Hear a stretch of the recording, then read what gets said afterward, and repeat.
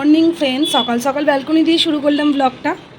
তারপর আমি ঠাকুর পুজো করে নেবো, গোপালকে খেতে দিয়ে দেবো। চলো তোমাদের দেখা, চলো খেতে দিয়ে দিলাম। সোয়ানি তো স্কুলে গেছে, দেখো ধূপ দেখিয়ে দিচ্ছি ঠাকুরকে। চলো এবার রান্না করে নেবো। দাঁড়া, এই যে সোয়ানি স্কুল থেকে চলে এলো, সোয়ানির বাবাও চলে এলো।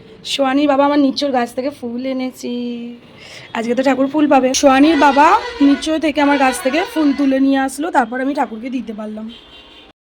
সাদা ভাত আর এই যে শুক্তোর তরকারি আর মাছের ঝাল, সর্ষে দিয়ে ডাল আর শাক ভাজা, আর বাড়িতে করেছিলাম আলু ভাজা।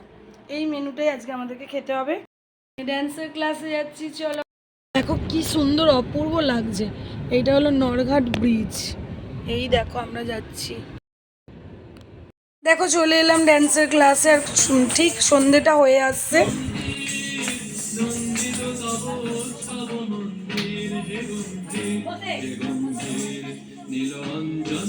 ড্যান্সের ক্লাস থেকে বেরিয়ে সোয়ানির প্রচুর খিদে পেয়েছে। কেন দুপুরে ঠিক করে ভাত খেতে পারেনি, শুক্তো দিয়ে ডাল দিয়ে শাক দিয়েও খেতে পছন্দ করে না, সেই জন্য প্রচুর খিদে পেয়েছে। তাই এক মমস কিচেনে দাঁড়ালাম।